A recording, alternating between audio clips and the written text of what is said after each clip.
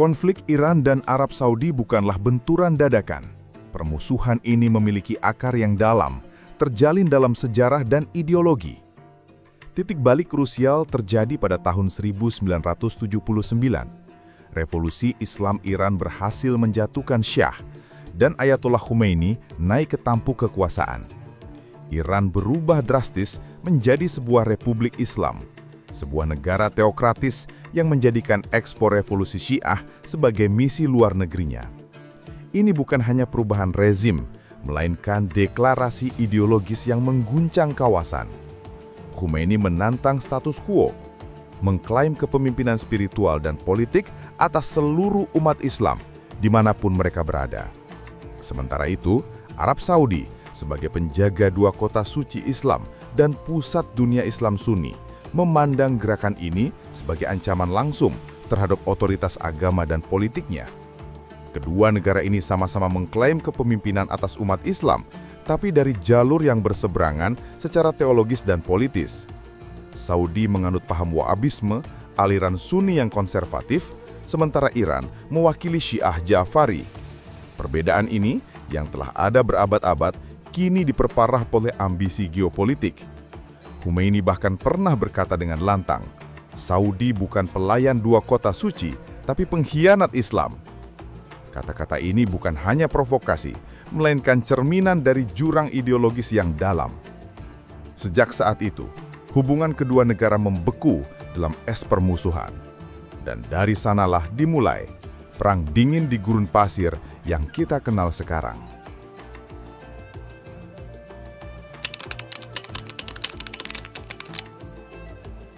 Layaknya perang dingin antara Amerika Serikat dan Uni Soviet, Iran dan Saudi juga tak pernah bertempur langsung.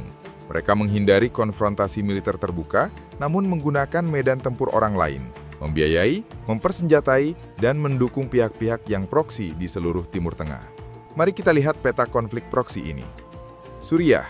Ketika pemberontakan meletus pada 2011, Iran segera mengirim milisi, penasihat militer, dan senjata untuk membela rezim Bashar al-Assad yang bersekutu dengan mereka.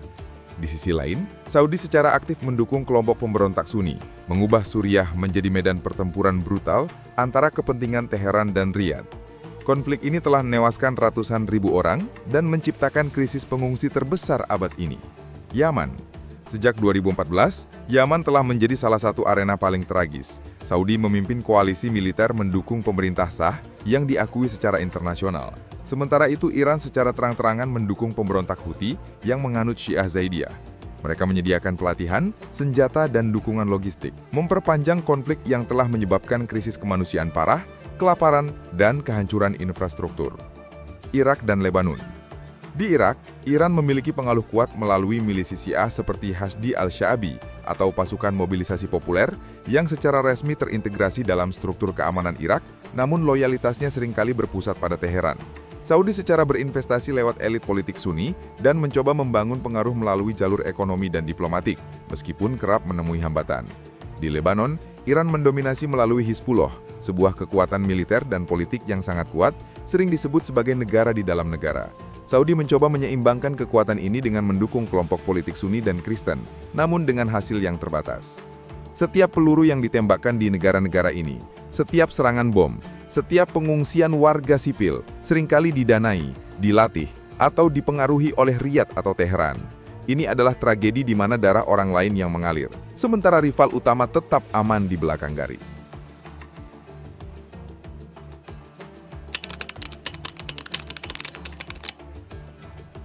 Iran dan Saudi tak hanya bertarung soal kekuasaan, tapi juga soal ideologi negara. Dua visi yang sangat berbeda tentang masa depan Timur Tengah. Iran menganut sistem teokratis yang unik, di mana pemimpin tertinggi, saat ini Ayatollah Ali Khamenei, adalah pusat kekuasaan politik dan spiritual. Visi mereka adalah anti-Barat, menentang hegemoni Amerika Serikat dan Israel, serta mendukung poros perlawanan atau Axis of Resistance. Sekutu utamanya adalah kelompok seperti Hizbullah di Lebanon, Houthi di Yaman, serta rezim Assad di Suriah. Tujuan mereka adalah ekspor revolusi Islam dan mendirikan tatanan regional yang berdasarkan pada prinsip-prinsip Islam revolusioner. Saudi adalah monarki absolut yang menganut interpretasi konservatif Islam Sunni, Wahhabisme. Mereka adalah sekutu utama Amerika Serikat di kawasan dan secara tradisional bersekutu dengan negara-negara Sunni moderat lainnya seperti Mesir dan Uni Emirat Arab. Saudi mempromosikan stabilitas regional melalui aliansi tradisional dan kekuatan ekonomi, seringkali menentang gerakan-gerakan yang dianggap mengganggu tatanan monarki. Keduanya menawarkan dua jalan masa depan yang sangat berbeda bagi kawasan Timur Tengah. Apakah wilayah ini akan berada di bawah bayang-bayang ideologi revolusi Islam Iran dengan penekanan pada perlawanan dan anti-imperialisme, ataukah di bawah hegemoni petrodolar Saudi dengan fokus pada stabilitas, aliansi barat dan reformasi ekonomi gradual? Pertanyaan ini adalah inti dari setiap konflik di Timur Tengah.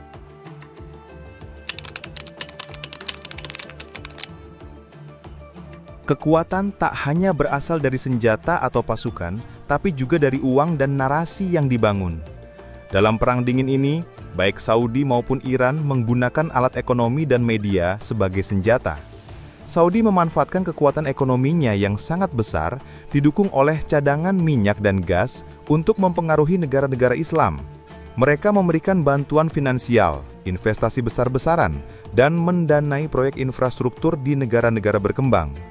Mereka juga mengendalikan organisasi-organisasi penting seperti Liga Arab dan Organisasi Kerjasama Islam OIC, menggunakan platform ini untuk membentuk konsensus dan mengisolasi Iran. Dana dari Riyadh seringkali mengalir ke masjid, madrasah, dan lembaga pendidikan yang menyebarkan faham Wahabi, memperkuat pengaruh ideologis mereka. Iran, di sisi lain, meskipun terisolasi dan terkena sanksi ekonomi Barat yang berat, berhasil membangun jaringan milisi dan loyalis yang kuat. Dengan modal ideologi perlawanan, mereka masuk ke kantong-kantong komunitas Syiah yang tertindas di Timur Tengah, Asia Selatan, bahkan Afrika. Mereka menawarkan pelatihan militer, dukungan finansial, dan bantuan sosial, membangun loyalitas yang seringkali melampaui loyalitas negara. Kelompok-kelompok ini menjadi tentara tak resmi Iran, memberikan Tehran kemampuan untuk memproyeksikan kekuatan tanpa mengerahkan pasukannya sendiri. Di bidang propaganda, media menjadi medan perang sengit. Saluran berita seperti Al Arabiyah milik Saudi dan Press TV milik Iran saling tuduh, memutarbalikkan fakta, dan membentuk narasi yang berbeda. Narasi Saudi selalu menekankan bahwa Iran adalah sponsor terorisme dan ancaman bagi stabilitas regional. Sebaliknya, narasi Iran menggambarkan Saudi sebagai boneka Barat yang berkhianat terhadap cita-cita Islam sejati, tunduk pada Amerika Serikat dan Israel. Kedua belah pihak berinvestasi besar dalam membentuk opini publik, baik di dalam negeri maupun di kancah internasional.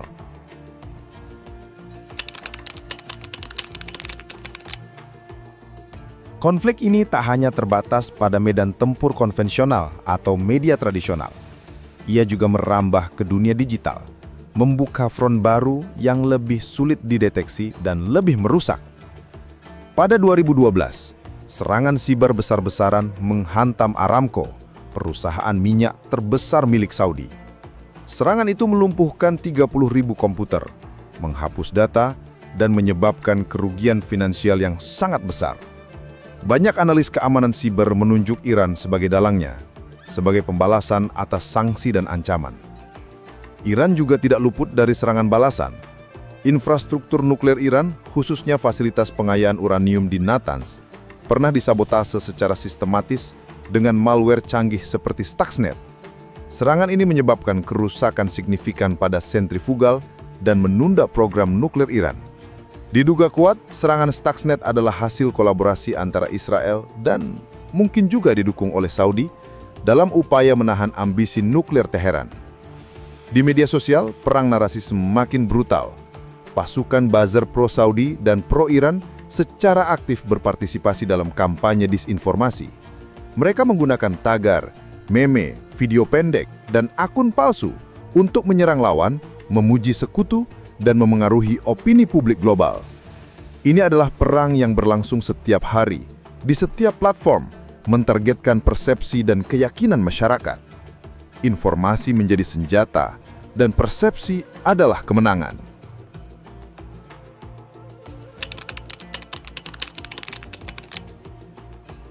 Setelah puluhan tahun permusuhan yang diwarnai konfrontasi dan retorika keras, satu kejutan besar terjadi.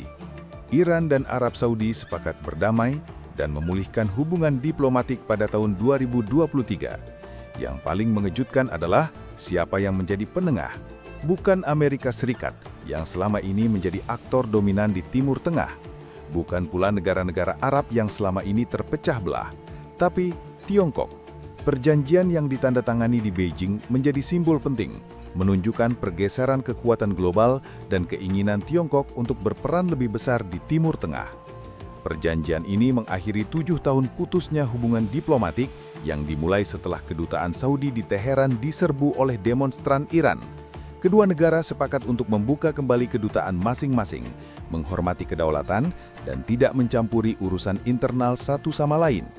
Ini adalah langkah besar yang menunjukkan bahwa bahkan musuh bebuyutan pun bisa duduk satu meja dan menemukan titik temu, setidaknya secara diplomatik. Namun, apakah ini damai sejati atau hanya jeda untuk tarik nafas? Sebagian analis menyebut ini sebagai gencatan senjata dingin. Hubungan diplomatik memang membaik, namun jaringan proksi dan konflik ideologis di lapangan tetap membara. Houthi di Yaman masih beroperasi, Hizbullah di Lebanon tetap kuat, dan perbedaan mendasar dalam visi regional masih ada. Normalisasi ini mungkin lebih merupakan upaya pragmatis untuk meredakan tegangan yang terlalu mahal daripada sebuah perubahan fundamental dalam pandangan dunia mereka. Ini adalah langkah maju, tapi bukan akhir dari persaingan.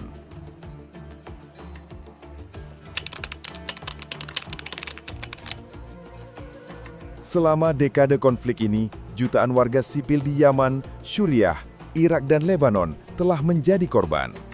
Infrastruktur hancur, ekonomi lumpuh, dan generasi muda tumbuh dalam bayang-bayang perang.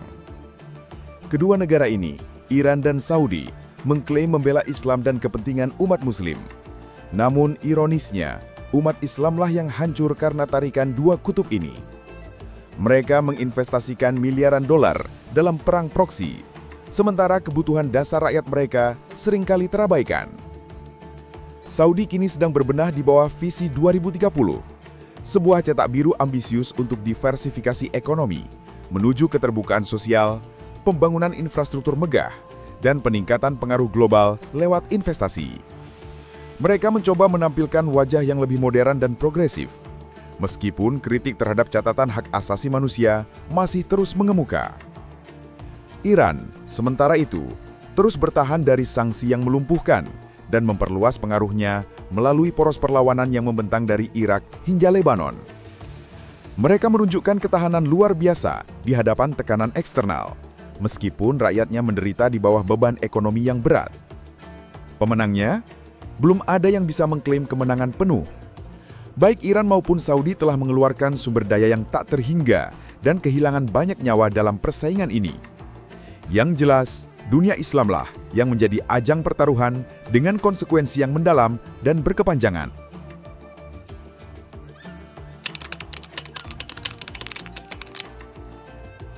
Perang dingin di gurun pasir belum benar-benar berakhir. Ia hanya berubah bentuk. Kadang dalam bayang-bayang diplomasi yang dingin, kadang dalam panasnya medan proksi yang membara. Iran dan Arab Saudi adalah dua cermin besar. Di dalamnya dunia Islam melihat masa depan, penuh perbedaan ideologi, kekuatan regional, dan ambisi yang tak pernah padam. Tapi di tengah konflik yang tak berkesudahan itu, satu pertanyaan tetap menggema. Siapa yang benar-benar mewakili suara umat Muslim? Atau mungkin, keduanya hanya mewakili dirinya sendiri, mengorbankan perdamaian dan kemajuan demi kekuasaan dan hegemoni? Pikirkanlah, karena jawaban atas pertanyaan ini akan menentukan nasib Timur Tengah di tahun-tahun mendatang. Jika pembahasan ini membuka wawasan Anda, jangan lupa like video ini, tinggalkan komentar di bawah tentang pendapat Anda, dan subscribe ke Langit Narasi untuk episode-episode menarik lainnya. Sampai jumpa di Langit Narasi selanjutnya.